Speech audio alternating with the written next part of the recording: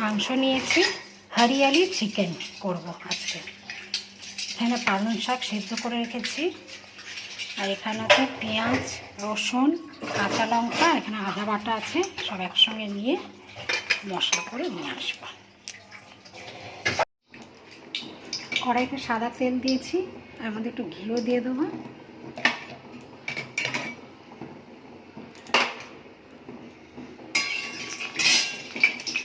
একটা তেজপাতা দিয়ে দিচ্ছি,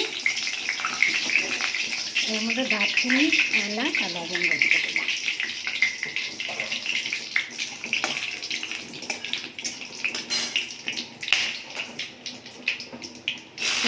একটু দিয়ে দিলাম।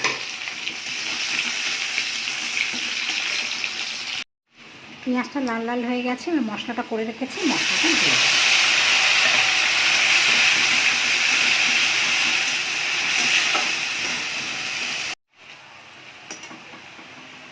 মশলাটা তেল ছেড়ে দিয়েছে, এবার আমি পালং শাক বাটাটা দিয়ে দিচ্ছি।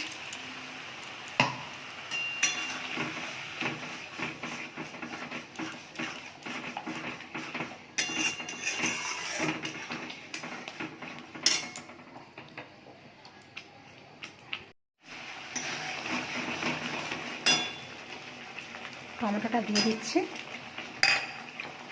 সাথে নুন দিয়ে দিচ্ছি। মাংসে তো অল্প নুন মাখিয়ে রেখেছি, অল্প করেই দিলাম, লাগলে পরে দেব। ঢাকা দিয়ে দিচ্ছি, এবার মাংসটা দিয়ে দেব।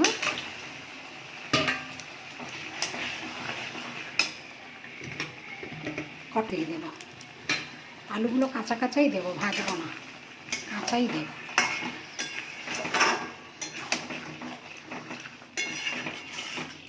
হলুদ দেব না, ঢাকা দেব।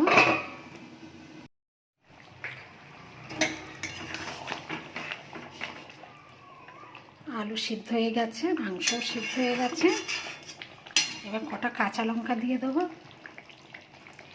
আর সামান্য ঘি ছড়া দিয়ে দেবো, দিয়ে